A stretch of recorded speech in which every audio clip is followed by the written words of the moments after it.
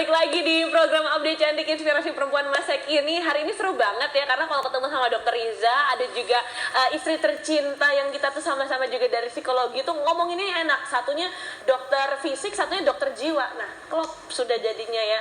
Next mungkin kalau pemirsa cantik mau request ya, mungkin istri dari Dokter Riza akan hadir di sini ya. Silakan. Kita ngobrolin yang seputar psikologi, nggak apa-apa ya Dokter Riza ya? Boleh ya, pemirsa boleh vote di bawah ini.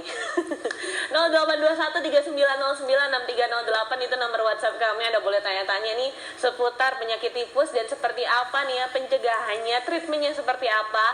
Anda juga boleh telepon di 03120501. Ini saya juga ada WhatsApp nih dokter, coba kita bacakan ya. Selamat pagi dokter, saya Amel di Sidoarjo. Mau tanya nih, saya kok ada kayak sakitnya tuh sampai ke asam lambung tuh kayak asam-asam. Terus juga sampai ke lidah aku tuh kayak ada kerasa asam gitu loh dokter, sampai ke tenggorokan dan juga sampai pada saat BAB tuh mencret-mencret. Apakah itu juga termasuk tifus? Gitu. Kalau masalah itu kan masih nyeri ulu hati ya, nyeri ulu hati sampai ngerasa asam. Kadang juga pahit ya. Itu biasanya kita sebut gangguan asam lambung, memang gangguan asam lambung kita tapi sebut. Sampai BAB-nya mencret loh. Gastroesophageal reflux disease atau kita sebut GERD. Itu biasanya asam lambung yang naik hingga sampai di daerah tenggorokan biasanya. Makanya kita kadang rasanya nyeri terbakar, lidahnya terasa pahit gitu. Jadi karena memang asam lambung langsung tiduran. Nah, itu kan aku dong. Kaum rebahan jadi. Kaum rebahan. Iya. Enggak bisa ditunggu dulu, harusnya kasih dijeda antara makan sampai tiduran itu 1 sampai 2 jam ya baru bisa boleh tiduran. Nah, itu kalau asam lambungnya tinggi, akhirnya kan sifatnya asam, dia kan pasti iritasinya di daerah dada, kemudian sampai hingga tenggorokan sampai mulut, rasanya pahit, kadang juga ada nyeri tenggorokan. Nah, kemudian untuk masalah pencernaan tadi sampai diare. Nah, diare itu pasti juga karena bakteri itu, makanya dia bisa sampai diare. Kadang kalau itu bersamaan, jadinya antara karena ada permasalahan di daerah usus, akhirnya dia juga menginvasi ke daerah lambung, akhirnya dia menaikkan asam lambung tadi. Makanya gejalanya bisa berbarengan atau samar-samar bareng-bareng gitu. Gitu. Tapi kalau tifus tuh juga ada ini nggak sih gangguan pencernaannya tuh sampai yang gangguan BAB gitu dokter? Iya, memang khasnya begitu ya. Panasnya yang gradual tadi, kemudian diselingi nyeri perut, kadang juga sampai nyeri otot, nyeri kepala, gitu kan. Kemudian yang kalau nyeri perutnya ya bisa tadi ya, awalnya konstipasi atau susah BAB, akhirnya sampai diare, dia ujung-ujungnya diare. Memang begitu khasnya. Oke. Bisa nggak sih ini dampaknya itu bisa sampai yang terparah gitu? Tifus tuh yang kayak gimana dokter? Sampai usus buntu juga kah? Atau gimana nih? Nggak tahu nih, kakak kan masih ada katanya yang perut nih ya. Iya. Jadi kalau misalnya untuk kondisi yang sangat membahayakan di tipes itu memang bisa ya, karena memang dia invasinya di perut, akhirnya daerah perut itu ada organ-organ yang memang dekat sama usus, karena memang letaknya di usus ya. Misalnya kayak di peritoneum itu lapisan yang ada di perut itu sampai bisa infeksi, akhirnya bisa sampai sepsis. Kondisi sepsis itu sangat berat ya, yang memang harus opname karena biasanya leukositnya sangat tinggi atau sel darah putihnya sangat tinggi, itu tanda infeksinya sangat berat. Makanya dia harus opname misalnya. Kemudian bisa sampai kebocoran usus, memang dia sampai kita sebut perforasi karena memang infeksinya sangat tinggi. Akhirnya dia sampai itu tadi bocor sampean, bisa kayak begitu. Kemudian sampai hingga penurunan kesadaran, sampai misalnya pingsan juga, karena memang awalnya memang ada di perut, dia berkembangnya di daerah usus ya. Nah, kemudian tapi bisa kan usus itu tempatnya untuk menyerap nutrisi yang harus disebar ke seluruh tubuh. Makanya dia bisa nyampe darah. Akhirnya dia sampai bisa sampai ke otak misalnya ya. Jadi pasiennya juga walaupun biasanya kan anak ya, walaupun anak-anak tapi tidak menutup kemungkinan ini hal terjadi pada orang dewasa. Bisa sampai kejang-kejang atau pingsan juga bisa. Gitu. Oke, bisa sampai kejang-kejang pingsan juga ya tadi dokter ya. Terus kalau misalnya tifus ini dokter, kita itu mencoba mencegahnya dengan makan makanan kayak yogurt. Karena kan katanya yogurt tuh bisa melancarkan daerah pencernaan gitu ya dokter. Itu ngaruh nggak nih dokter? Nah, ini tadi pantangannya untuk yang typhoid ini memang dilarang yang berserat. Jadi kan yogurt itu seratnya banyak. Oke. Nah itu pasti nggak boleh dulu, ya Oh, kan? nggak boleh dulu? Nggak boleh dulu, karena itu tadi. Walaupun memang awalnya konstipasi. Oke. Kalau memang kita konstipasi atau nggak bisa HB-AB, tapi diselingi dengan demam, nah kita harus aware. Oh ini tipes nggak ya kira-kira, gitu kan? Typhoid nggak ya kira-kira, gitu. Oke. Jadi jangan dulu makan yang seratnya tinggi, gitu. Kalau misalnya pemirsa cantik yang tidak typhoid ingin mencegah typhoid dengan makan yogurt, itu nggak apa-apa. Mencegah typhoid ya pastinya satu hygiene ya. Oh, Hygiene. bukan dari yogurtnya, bukan dari makanan yogurt. tertentu yang dimakan ya. Oh, Enggak, memang. oke. Ya pertama itu dari hygiene-nya, cuma itu aja. Oke, harus dengan hygiene atau enggaknya itu makanan itu sebenarnya bukan dari makan yogurtnya atau enggak gitu ya dokter ya. Ini ada yang nanya, ini dari Mas Yudi. Dokter, kalau misalnya minum minuman yang, oh ini nyebut merek nih ya, yang itu loh, yang cintai ususmu. Oh, Nah, ya. itu kalau buat anak-anak supaya nggak kena tifus lagi, boleh nggak sih? Anak saya pernah kena tifus nih waktu dia SD kelas 1. Sekarang dia udah kelas 5 SD sih. Cuman saya takut aja kalau misalnya bisa kambuh lagi, karena tadi kan dokter sempat bilang nih ya, bisa kambuh kalau misalnya treatmentnya nggak sampai selesai. Iya. Jadi kalau yang cintai ususmu tadi, itu kan memang di situ minuman yang mengandung probiotik ya. Jadi ya memang kuman-kuman yang baik yang gunanya untuk melancarkan pencernaan misalnya atau memperbaiki pencernaan di dalam tubuh. Nah itu berbeda dengan typhoid. Nah, kalau itu kan bakterinya baik. Nah kalau typhoid ini bakterinya jahat. Nah jadi sangat berbeda. Kalau dibilang, wah aku minum itu tadi untuk mencegah, itu enggak ya. Karena memang kumannya berbeda. Nah, tapi kan memang dia akan memperlancar di situ pencernaannya, mencegah itu memang enggak bisa. Kalau memang Itu beda, paparannya beda treatment ya? beda. Oh, jadi bukan berarti minum-minuman yang mengandung apa sih tadi dokter? Probiotik ya. Probiotik itu bisa untuk mencegah tifus, itu enggak ya, bisa dibilang beda ya, Iya, beda treatment beda, lah ya. ya. Karena tuh yang untuk usus, yang ini untuk bakteri di daerah Pencernaan. pencernaan. Oke. Ini lagi ada yang tanya, dokter, selamat pagi dokter, saya Koirunisa, saya tuh pernah sakit daerah perut itu sampai mencret-mencret dokter. Bahkan badan itu sampai anget panas. Terus katanya orang tua saya tuh coba suruh minum yang namanya air gula. Terus kalau obatnya katanya coba paracetamol gitu yang bisa nurunin panas. Itu sebenarnya bisa apa enggak ya? Cuman kok ya kambuh-kambuhan gitu dokter, setiap kali aku kecapean. Jadi kalau masalah diare tadi, diare itu kan faktornya bisa Itu bukan dari tifus ya? Karena dia tadi BAB-nya bilangnya ada. sampai badannya panas. Demam ya. Jadi gini, antara kita harus membedakan antara memang benar-benar diare karena typhoid atau memang diare yang biasa. Karena faktornya diare juga banyak kan. Oke. Atau GEA ya kita bilangnya. Nah, pastinya dari kuman itu kita harus mendiagnosa. Mendiagnosanya gitu kan dari panasnya tadi gradual, ya kan gradual. Kalau typhoid jika dikasih paracetamol misalnya atau penurun panas, itu kadang-kadang dia akan panasnya menetap. Jadi walaupun dia akan turun, nanti naik lagi, turun naik lagi. Nah kita juga bisa lihat memang untuk penanganan awal kita kalau misalnya panas pasti kan harus dikasih penurun panas tadi ya. Nah kalau misalnya panas itu tadi tidak sembuh dalam misalnya 3 hari atau diarenya masif ya, terusan diare, itu memang benar harus dikasih kayak air gula karena memang kita butuh kalori ya. Karena kalori itu juga dari gula untuk energi kita, dan juga harus asupan cairan itu harus masuk banyak, terutama kalau diare itu tadi. Nah untuk menentukan ini typhoid atau bukan, itu tadi dilihat dari kita harus ke gejala yang lain, misalnya lidahnya kotor tadi. Kemudian kalau tidak sembuh ya kita harus ke dokter ya untuk dilakukan pemeriksaan lanjutan. Misalnya kita harus pemeriksaan lab atau widal ya, kita lihat ini bener nggak karena salmonella misalnya, kan typhoid salmonella, ataupun ada penyakit yang lain, ataupun itu memang karena diare karena bakteri yang lain, itu berbeda gitu. Dan diare itu juga bisa jadi tanda-tanda tifus karena dokter ya? Iya, bisa. Oke, jadi harus dicek lagi lebih dalam gitu ya. Apakah ngecek itu tifus atau enggak tuh harus kayak cek darah kah dokter? Atau ngeceknya gimana nih?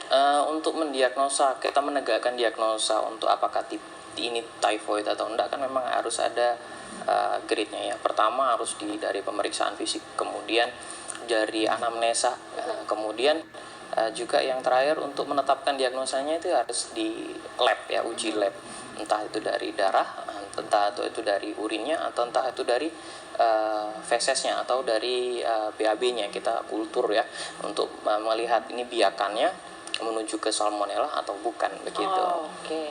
Nah kalau misalnya typhus itu juga ini nggak sih dokter, kayak radangnya tuh sampai kayak luka-luka gitu nggak sih dokter kalau di daerah dalam perut atau daerah pencernaannya itu? Iya, jadi kalau memang dia kan terlalu banyak ya, dia menginvasi di perut terlalu banyak, akhirnya ada gejala tadi.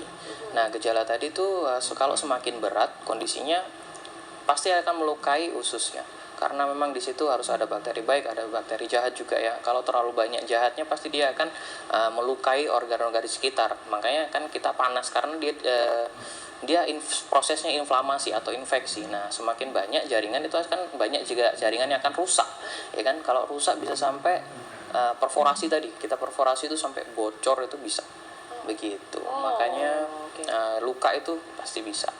Luka tuh pasti bisa, bahkan yang terparah bisa sampai bocor gitu ya dokter ya. Betul. Nah kalau misalnya ini kebiasaan suka nyemil-nyemil, nah nyemil-nyemilnya mungkin kayak ada cemilan-cemilan tertentu gitu yang bisa bikin tifus, itu ada nggak sih dokter?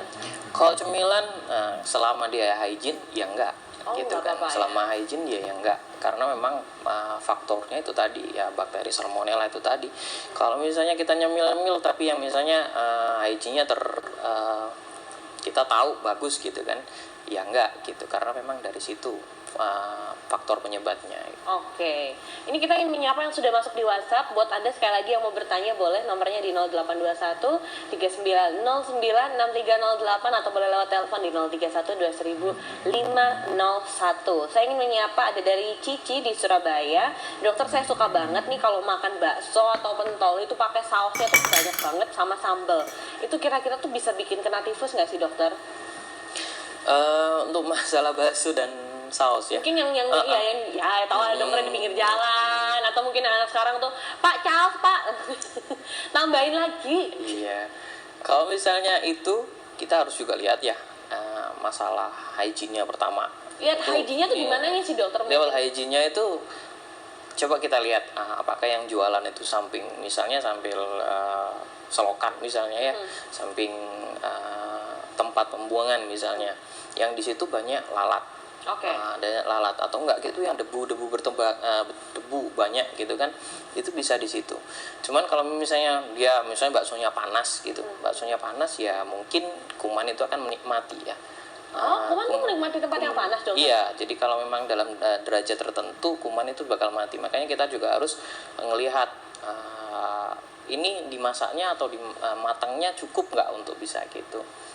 Makanya kita juga jangan terlalu sering untuk makan makanan yang mentah ya, karena itu juga bisa terinfeksi salmonella atau enggak, kita juga nggak tahu jadinya kan.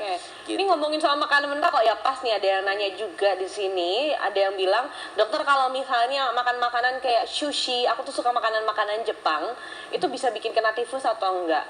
Tapi selama ini sih aku belum pernah sih kalau sampai yang perut sakit gitu.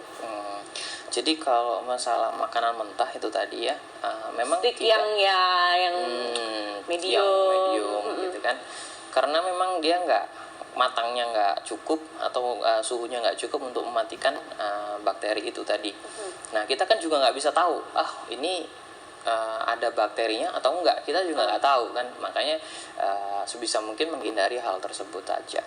Oke, kalau kayak yang makanan telur setengah matang, nah ini kan banyak karena lagi pandemi, banyak yang jadi chef dadakan.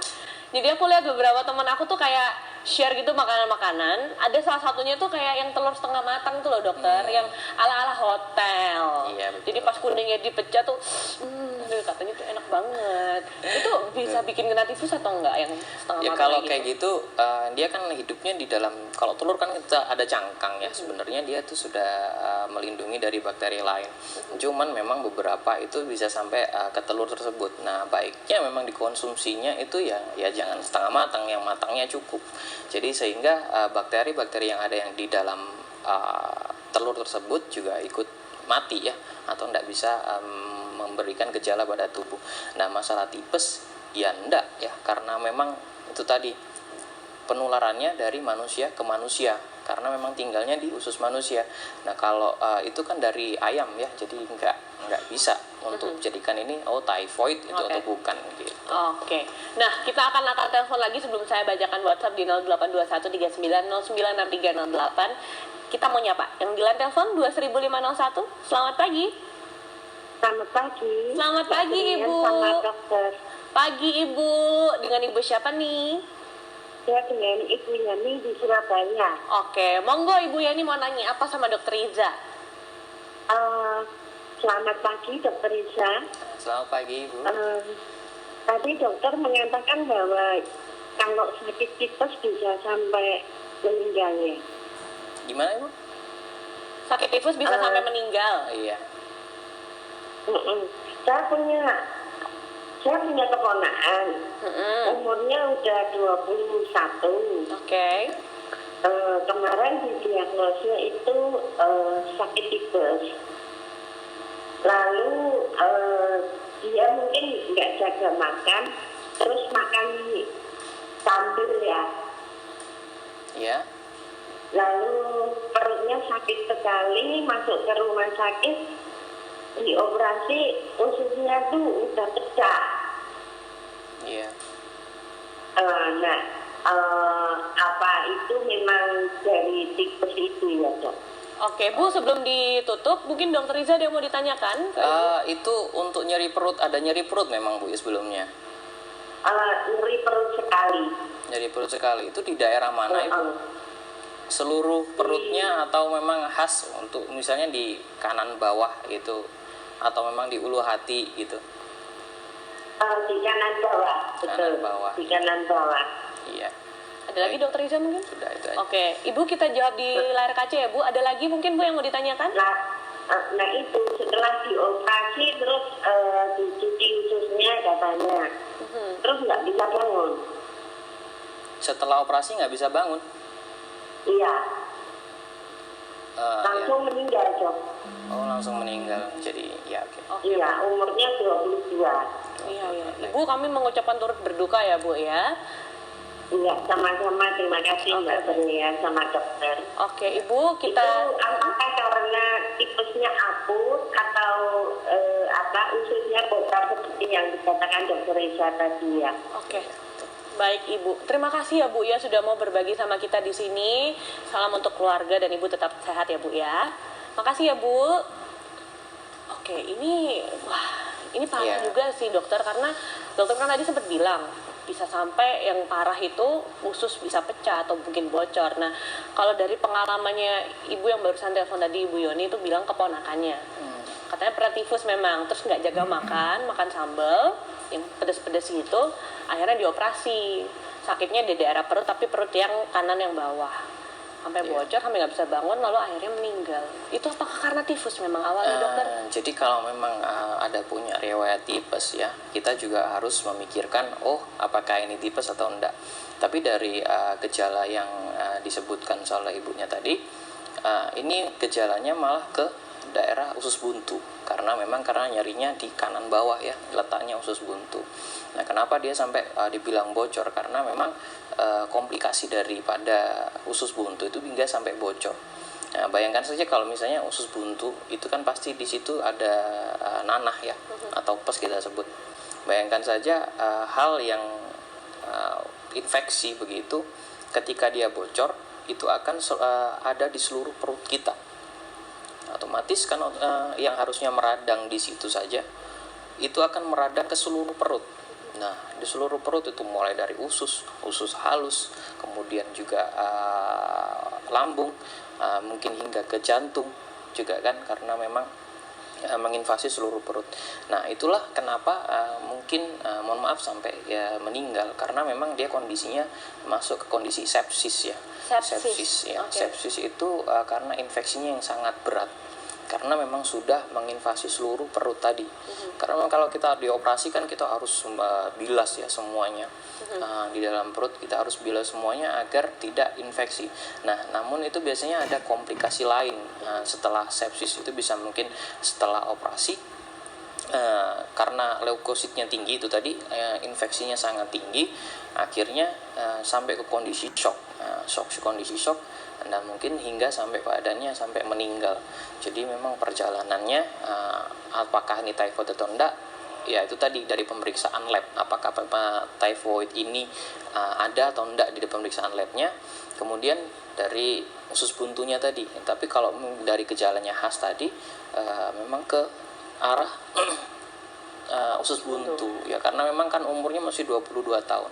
Kadang-kala untuk usus buntu itu pada orang yang muda itu dia gejalanya terus menerus, nyeri perut terus gitu kan, tiba-tiba langsung pecah gitu kan. Kalau beda kalau sama orang tua, tiba-tiba nyeri langsung pecah biasanya. Kalau anak muda itu memang khasnya biasanya nggak langsung pecah ya, cuman beda kondisi mungkin, karena dia mungkin sudah lama akhirnya sampai bisa pecah gitu. Oke, tapi bisa nggak tuh awalnya memang karena yang tifus tadi kan ibunya bilang tifus, terus mungkin makan makanan yang kurang dijaga, akhirnya Iya. bisa kena ke usus buntu, tuh bisa kayak rentet gitu nggak sih dokter? Ya kalau memang typhoid pasti harus ada bakteri itu tadi ya. Cuman kalau masalah makanan, untuk usus buntu juga biasanya infeksinya juga karena makanan juga. Jadi memang ada hubungannya nanti jadinya begitu. Tapi untuk gejalanya bisa berbeda. Kan bakteri juga nggak harus cuma salmonella aja, pasti banyak sekali. Nah itu juga bisa mengakibatkan usus buntu begitu. Oke, sekali lagi untuk ibu yang tadi sudah menelpon, ibu kami mewakili teman-teman Update Cantik Dr. Riza juga, kami turut prihatin. Semoga tidak ada kejadian terulang lagi ya. Jadi mari sama-sama kita bisa kenali gejalanya, karena kalau memang daerah perut, typhoid, mungkin usus buntu, terus asam lambung dan lain-lain itu kan kayak gejalanya mirip-mirip semua ya. Apabila memang gimana nih dokter, supaya kita tahu nih daerah perut ini kan kita nggak bisa diagnosa sendiri ya. Tapi kan juga jangan sampai pada saat sudah pas lagi parah-parahnya kita baru ngerti gitu loh dokter. Dan kita kan pasti ingin menghindari yang namanya meja operasi kan sebelum itu kan. Kita harus tahu tanda-tanda nih urgent banget nih, harus segera diatasin nih. Itu kayak gimana dokter? Ini masalah pencernaan ya. Nah, sebelum dijawab dokter, ternyata ada yang telepon. Kita angkat dulu ya di 031 20501. Selamat pagi. Halo, selamat pagi. Pagi. Pagi Bapak, dengan Bapak siapa? Pagi Pak. Iya. Pak Abdullah.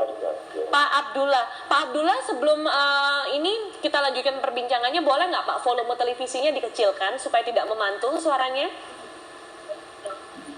Volumenya dikecilin Pak? Oh iya. Iya, supaya nggak mantul Pak suaranya.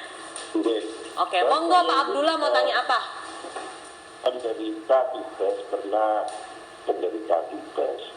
Jadi sekarang ini kalau kecapean terus makan pedes-pedes itu perut mual, terus badan jadi panas. Nah, ini akhir-akhir ini gejala itu muncul. Kemudian saya kasih tiamidol itu sama Promax sama Tanmol atau Paracetamol. Kok enggak, setelah 2 minggu itu kok enggak turun-turun gitu loh. Terus saya konsul sama teman dokter itu dilihatkan lidah saya, dia bilang itu jamur Pak itu. Kemudian disuruh beli Nystatin gitu. Nah ini setelah saya minum Nystatin 3 hari atau 4 hari ini agak enak. Jadi lambung sudah enggak mual-mual gitu ya. Jadi makan ya ada selera sedikit-sedikit. Kalau kemarin kan diantar lontong lodeh itu kan lenger. Nah, untuk penyakit yang jamur ini gitu loh, atau pemicu tipes itu apa, dan pemicu jamur mulut ini apa itu? Oke, Pak Abdullah, sebelum ditutup mungkin Dokter Riza ada yang mau ditanyakan ke Pak Ini Abdullah. jamur yang bagaimana maksudnya Pak? Gini, tidak tahu katanya teman saya itu bilang bahwa Pak, kalau dilihat dari mulutnya itu kayaknya jamuran mulut Bapak, makanya belikan Nystatin sama obat umur ya tadi. Ya saya lakukan itu setelah 4 hari itu kok ada kemajuan. Jadi perut saya yang biasanya mual-mual, kemudian lidah ini kalau dibuat makan itu merasa sakit, itu sudah berkurang. Baik. Oke. Nah ini pemicu tipes dan mulut yang kayak gitu itu apa itu? Oke. Oke. Dokter Riza ada lagi yang mau ditanyakan mungkin? Betul. Baik Pak Abdullah, kita akan jawab di layar kaca ya Pak. Makasih ya Pak, sehat-sehat ya buat Pak Abdullah di Sidoarjo. Oke, ini awalnya kayak mual-mual, pernah memang sakit tipes. Terus kambuh lagi nih beberapa hari belakangan ini. Katanya salah satu temannya itu mungkin jamur. Nah, kira-kira gimana dokter itu? Jadi gini, mungkin yang dia asumsikan bahwa memang gejalanya ada lidah kotor ya, kita bilang typhoid tongue tadi, warnanya putih, ada berselaput. Itu memang mirip dengan jamur yang ada di mulut yang kita sebutkan kandidiasis oral. Itu memang ada jamur yang dia ada di lidah, dan memang mungkin mirip ya, tapi sebenarnya berbeda. Nah, kita balik lagi yang tadi, pernah typhoid tadi. Nah, kalau pernah typhoid tadi Bapak bilangnya sampai karena kecapean mungkin kambuh ya. Sebenarnya tadi kecapean pasti hubungannya dengan imun tubuh, karena memang sebenarnya tidak ada hubungannya antara kecapean dan tidak, itu dia hubungannya dari imunitas tadi. Nah, ketika tubuh capek, imunitas turun, akhirnya mungkin typhoid atau kuman salmonella yang ada di perut dia akan bereplikasi atau berkembang biak tinggi, akhirnya sampai ada gejala. Nah, antara bedanya dengan apakah itu typhoid atau enggak, pasti juga ada nyeri perutnya. Typhoid tadi ya, nyeri perutnya, kemudian ada demamnya juga, kemudian ada gangguan pencernaan, misalnya konstipasi atau nggak bisa BAB, atau juga sampai mungkin diare ya, juga perutnya ngerasa kembung, ada nyeri otot juga, nyeri kepala hebat gitu misalnya. Nah, sedangkan kalau kandidiasis oral atau misalnya jamur yang ada di lidah, itu memang khasnya dia memang biasanya karena kayak sariawan rasanya memang ya, kayak rasa sariawan, itu putih semua. Nah, sedangkan kalau typhoid tongue tadi atau lidah typhoid itu memang dia kelihatan lidahnya kotor, kemudian dia di samping-samping lidahnya itu dia lebih merah ya, kita sebut hiperemi. Nah, bedanya di situ. Nah, rasanya Bapak bagaimana awalnya? Apakah ada gejalanya yang menuju ke typhoidnya, atau memang karena dia jamur? Nah, kalau jamur pasti juga hubungannya nanti oral hygiene ya, oral hygiene, kebersihan di mulut. Apakah mungkin kita sarankan untuk menggunakan antiseptik yang di mulut juga untuk kumur-kumur, itu bisa sebagai opsional. Untuk harian ya juga, tapi tidak setiap hari juga. Untuk misalnya dalam 2 hari sekali kita kumur-kumur pakai antiseptik, itu juga bisa mencegah ke jamur yang ada di mulut tadi gitu. Jadi bisa kumur-kumur pakai antiseptik juga untuk mencegah jamur yang ada di mulut supaya nggak nurun sampai ke perut gitu ya. Iya. Bisa jadi mungkin ini dari daerah oral atau daerah mulut ya. Oke. Untuk Pak Abdullah tadi sudah terjawab ya. Semoga cepat sembuh dan selalu sehat. Dan buat pemirsa juga yang mau tanya-tanya nih, monggo silakan. Boleh telepon gratis kok di 031 20501, mumpung ada Dokter Riza di sini, karena kalau mau ngejar ketemu sama Dokter Riza, prakteknya di Gersik loh. Jauh ya, prakteknya di mana sih dokter? Gersik Di mana? rumah sakit Oh, di rumah- swasta di Gresik ya. Oke. Ini nanti pulang update cantik syuting ke sana nggak? Ke Enggak, Gresik? besok. Oh, besok. Oh, hari Minggu malah ya. Iya. Oh, wah, ya keren ya. Makanya pemirsa ini monggo aja buat Anda mau tanya-tanya, boleh lewat telepon atau lewat WhatsApp kami di 0821 3909 6308. Nanti kita akan bacakan lagi beberapa yang sudah masuk. Jadi pemirsa jangan kemana-mana, tetap setia untuk menyaksikan program Update Cantik Inspirasi Perempuan Masa Kini.